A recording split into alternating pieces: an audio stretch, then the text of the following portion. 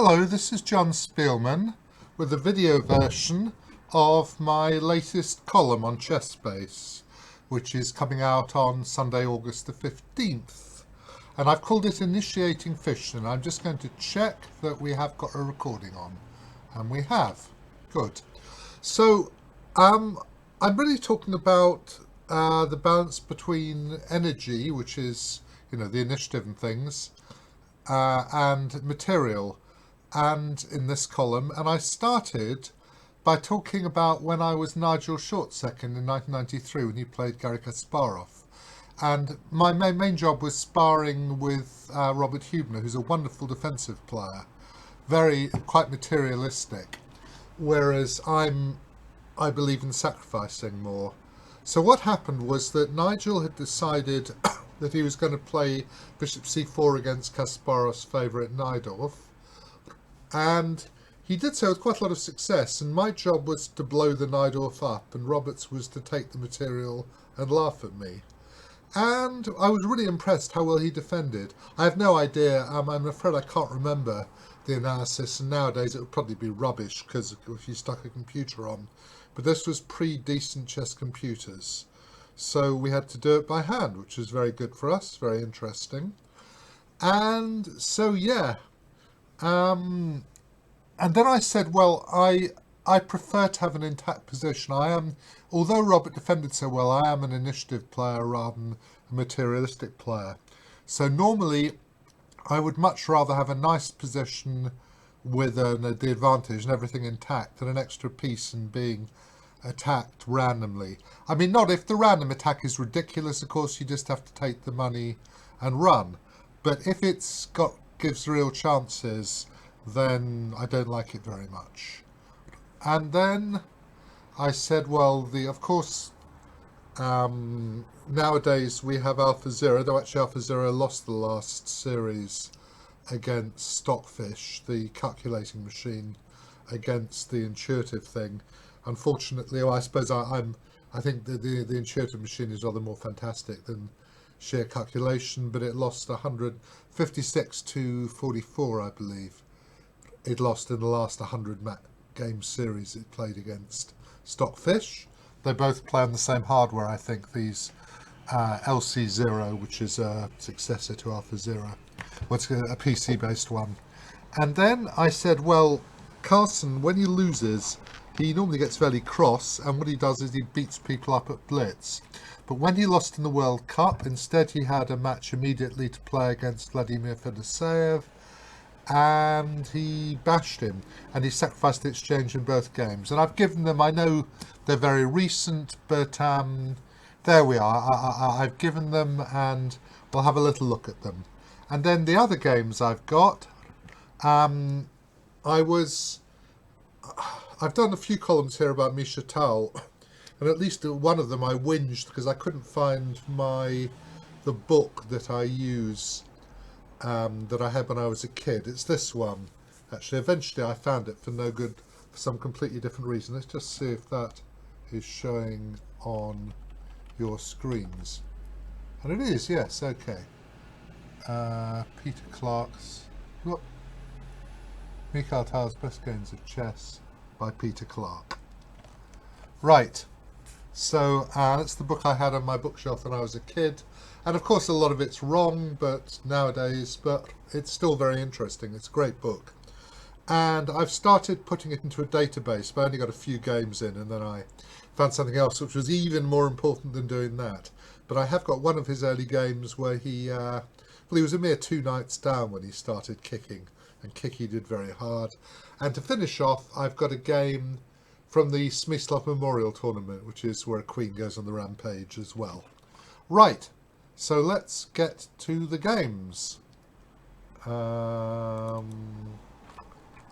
a bit like Sooty, doesn't it?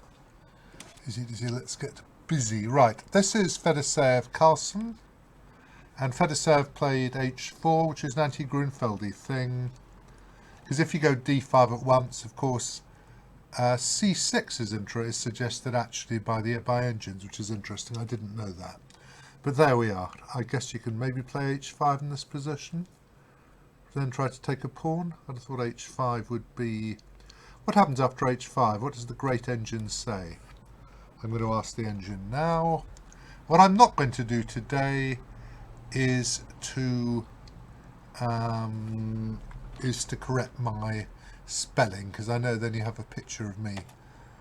I'm sorry. We'll just have to do without spelling corrections. So knight c3, d6. If d5, h5 is a move. e4, knight c6.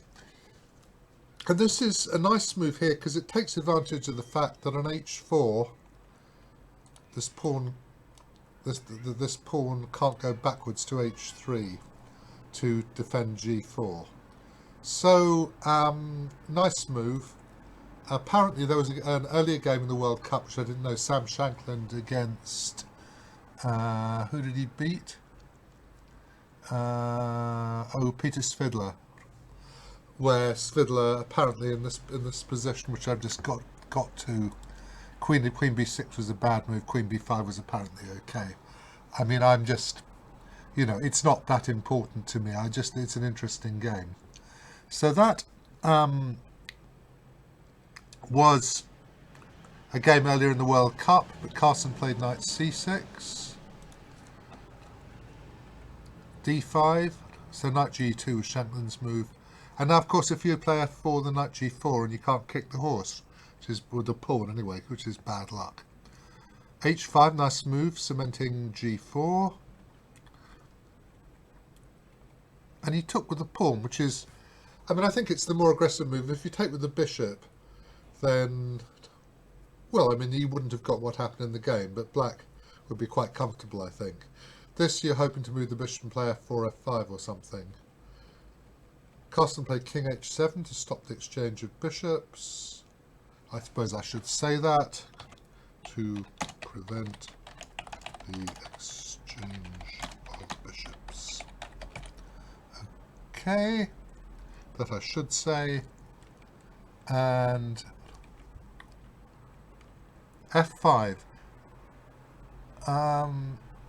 Shorn of the need, I will correct that because I couldn't understand what I was saying. Shorn of the need to battle to win the tournament, Carlsen played tremendously fluently in the next game, allowing his hand to do its work. He now gets serious counterplay. Yes, it's just his hand moved. And now he played this beautiful move f4. A lovely move, sacrificing the pawn to prepare an exchange sacrifice. Yes, I can see I've misspelled some words, but I'm not going to faff around doing it. And this is a very fine move. You can't move the bishop because of knight f3, I think. Maybe even rook f3. And knight d1 was probably a mistake. The engine says... my engine now likes... I think we'll take... Might have been hasty. My engine likes king d1. Okay, well, who knows? Basically, in practice, well, the other thing about this move is it's a long way from f4, so when black gets a bishop to f4, you're not going to easily be able to remove it with the knight. And now rook takes, here, here, here. And I really don't care what a computer assessment is of this position. It's pretty foul in practice. It really is unpleasant. It hadn't occurred to me that he could maybe castle, but then you'd play bishop f4 and queen f6, and probably play rook g8 and g5 and splat him. So if castles, I think you can still legally castle, can't you? Bishop f4, queen g2, queen f6, queen h1, rook g8 or something, g5. Splat! As I said, it hadn't occurred to me you could castle before. That would have been a startling castling move and a very bad one. So, Carlsen got control of the dark squares. And mobilised his pieces. b5 opens up lines. And apparently now Queen G1 was a mistake. Strangely, Houdini claims that, and the I can say I've misspelled, claims King F1, B5, some funny variation is about equal. Okay. But what happened was, of course, Carlsen got control. Knight D3 would at least eliminate a knight, but it's still pretty awful. Take, queen to there, bishop to there, queen to there, rook to there, king to there, and basically black has nothing, white has nothing to do, black ignores him. But what I did discover, it's not that easy. I thought, why don't you advance the king to E5? I thought that's a good idea. I'm going to move him in and give mate. And the computer laughs because there's this trick. So I outdid myself. I outsmarted myself there. What happened was that Carlsen got complete control, made his pieces all safe, and then started opening some lines. And at some moment, seeing that knight c5 to b3 to d4 or something was about to happen, he tried rook g5, which I suppose threatens to take the bishop. But he took it and just went back. And, well, you're threatening queen c1, really. Queen c1 followed by knight d3 or knight c4, and the position's actually almost completely dead. White's actually almost in Zugzwang, because after, say, I don't know, I gave some lines, queen h2, queen c1, f4, knight d3. That's one line. I mean, it's just disgusting. So that was a complete triumph on the dark squares. And the next game, poor Fedoseev had to win. Carlsen was really wound up. I know, as I said, people have seen this before, but I will say different things. That was a dark square game. The next one is a light square game. The advanced variation, I haven't seen that often before. Those are more common. And I think just c takes d5 would be a sensible thing to do. But I guess that maybe queen a4 and bishop b5 he didn't like much. I suppose he probably didn't like this. Check. Here. Bishop here. And now what do we want to do? Queen b6 I can't do. What does he want to do? He just wants to... the queen d7. Okay, of course. Because now if bishop takes, bishop c3, nothing really happens. Bishop takes, bishop c3, bc3. But on the other hand, if they did play this position, then, well, it's very okay for white, isn't it? I suppose black could maybe play to get the advantage.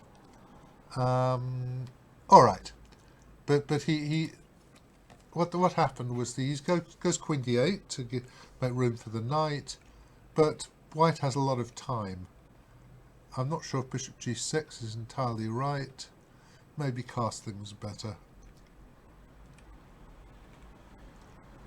Because at least your king is a lot safer. What happened, I mean, it's a difficult position, is that after queen g4, with the bishop absent from, I should say with the dark squared bishop absent, f8 bishop absent, I did say, this is pretty annoying. And so he went king f8, he could maybe go rook g8. And what's happened is that Carlsen's got a really nice game. I think at knight f5 is probably wrong, because it makes it easier for white to get his lumps out of the way and to play for f4 and f5. Takes, of course, if pawn takes is ridiculous, because just queen f3 and you can't take the knight.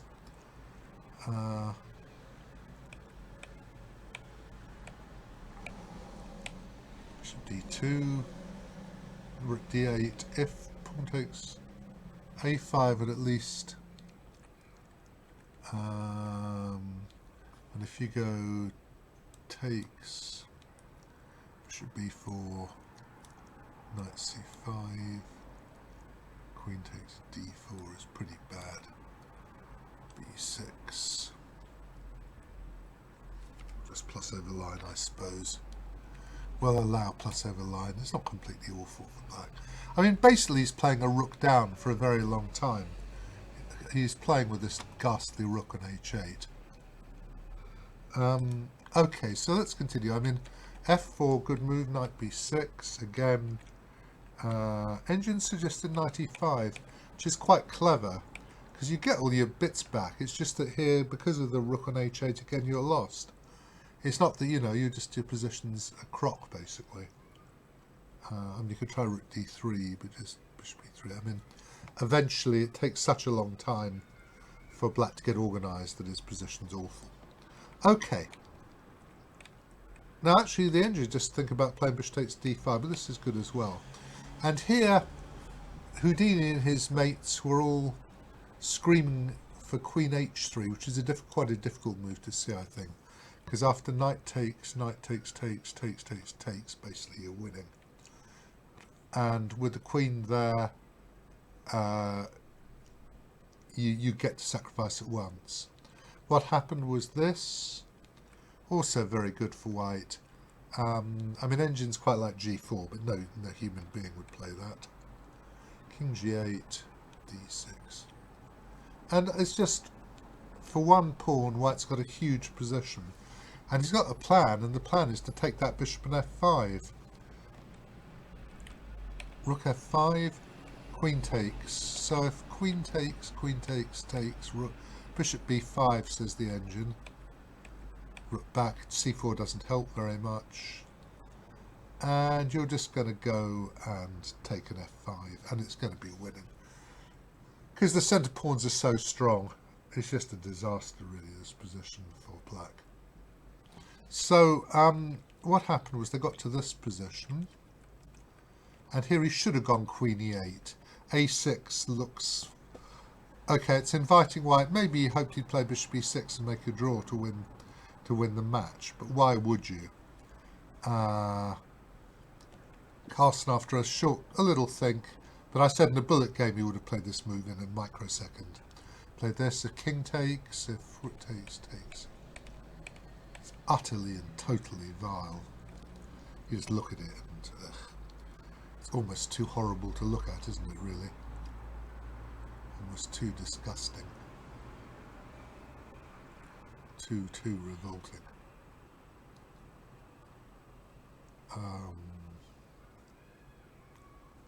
Yeah, okay. And they played this. Actually, I mean, I think engines say that, in fact, bishop takes is even better, apparently. Yeah, all right. Well, so Carlsen gave some checks. Then he played e6, as you do. And, well, now we have basically a white square exchange sacrifice. And the rook is trapped and black is absolutely lost. What actually happened was he resigned here. And, in fact, white is in time to, if he wants to, just bring his king up and swap the bishops. You don't need to. I mean, you can win lots of ways. So, all right.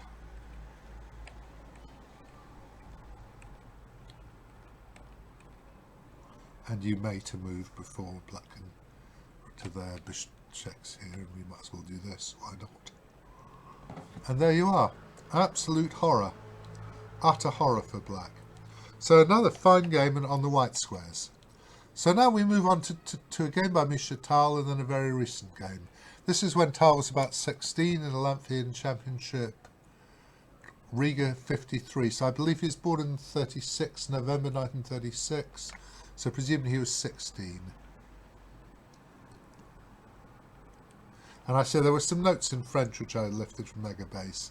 Nothing very fantastic. He's white, Tal. All right, they played some moves. Now they normally go a4 nowadays, and they played some moves. And Tal brought his pieces out. That's a good move. I think it was a novelty according to RR, which must be, I don't know, it's for an informator or something. Who knows? Somebody said it. Yeah, he wants to bring the rook across. Very true. Thank you, oh great maestro.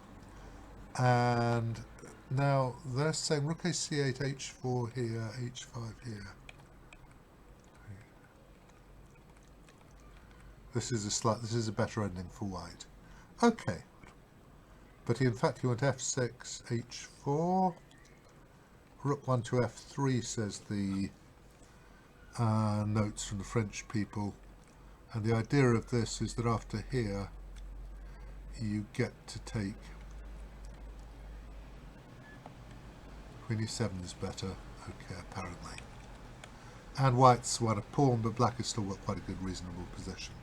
What actually happened, they got to this position and the guy had the guts to play f5. Whether people would have had the guts to play f5 against Tal later in his career, you have to wonder, when he became a living legend, really. Anyway, he sacrificed a piece, as you do. Rook takes f3, check.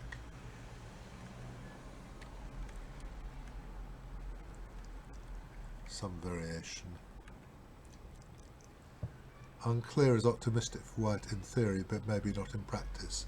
Yep, I mean, of course I've asked them. And here Tal played this splendid bishop h7 check before the knight could take him. And they got to this position.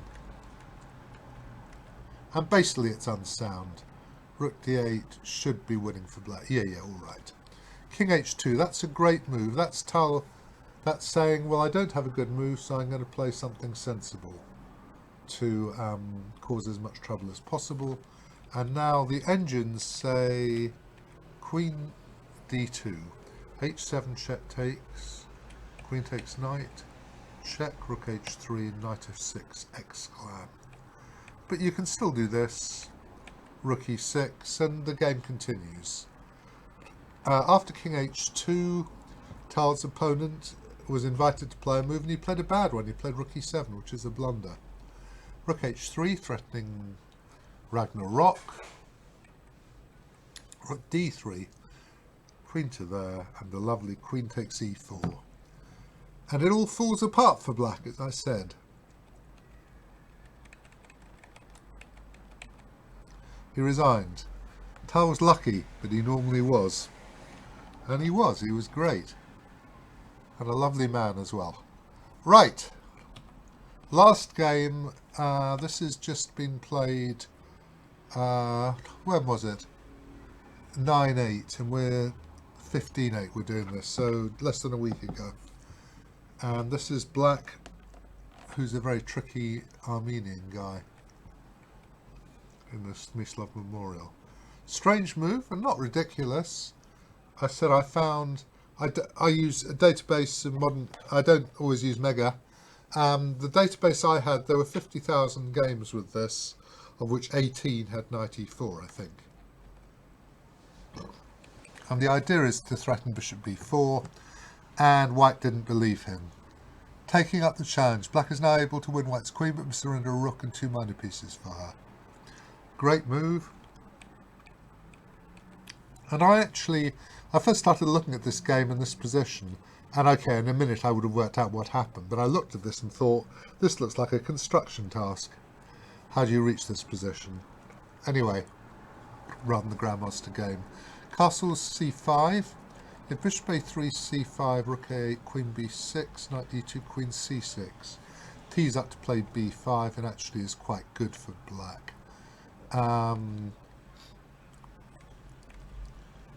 Yeah, if get a lot of play this way, and my first thought was to play rook c8, rook c8 here, but then there's the very unpleasant queen g6, and now white can't get developed properly, and bad things happen after this particularly vicious move. Then what does he do after f3? Something horrible. Let's ask it. Sublime Majesty, and it says queen c2, and he just isn't managing to. Come on, oh great and glorious bloody engine. Bishop e2, queen c1 check, bishop d1, rook e8, and Ragnarok. You can try king e2, can't you? King e2, oh. Now he wants to go rook a8, or f5, apparently. Horribly annoying.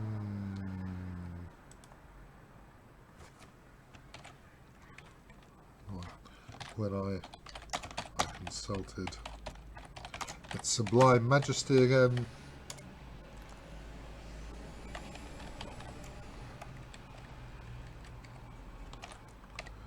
Majesty again gave me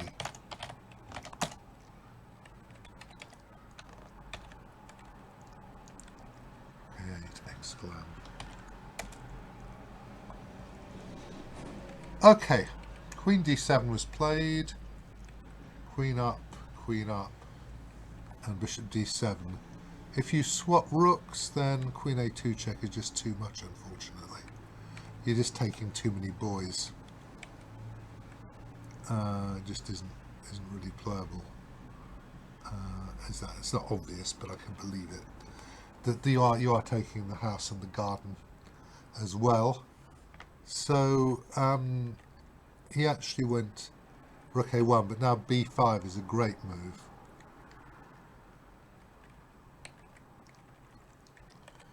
I'm going to actually stick a diagram with it here.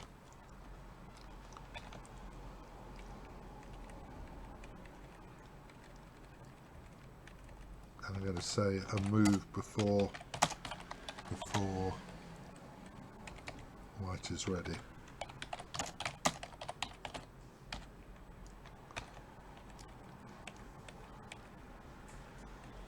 So if rook c1, you go b5 and b4 and check and take in there. And it's not completely clear, but I mean, okay. And a little while black will play bishop b2 and start harvesting white's king side, yeah. By the way, yeah, I know I've misspelled as usual, as per usual. Yeah, it's all going to be very bad. So what happened was queen checks here, bishop b5 exclam, takes, check here, check. And he resigned because he's completely splattered. So a very nice game by black. Nice attacking game. And again, the queen, when she's got stuff to attack. One thing I said in the article, which I hadn't mentioned, was how important it is whether pieces are protected. So what I'm going to do, I'm just going to make a diagram, put a bishop there. If this bishop is just by itself, then a marauding queen can attack it and it can be a real problem. If you put that there, they protect each other and the queen has nothing to say about them. Okay, right, well I hope you've enjoyed this. And I'm going to stop now. I hope I've got a new webcam. What happened was I had a screen with a built-in webcam, but apparently you can't really buy those anymore. And we had a power surge a while ago which blew up my ancient screen. I suppose I should have been surge protected, but anyway. So I had to buy a new monitor and a new webcam, and I'm not sure if occasionally you might be losing my face in the middle of this magnificent video.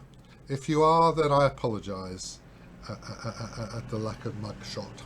Okay, so this is coming out on Sunday, August 15th. I hope you enjoy it, and I will see you presumably in 3 weeks' time. Or must be something like the 6th of September, is it, or something like that? The 5th of September. Cheers then.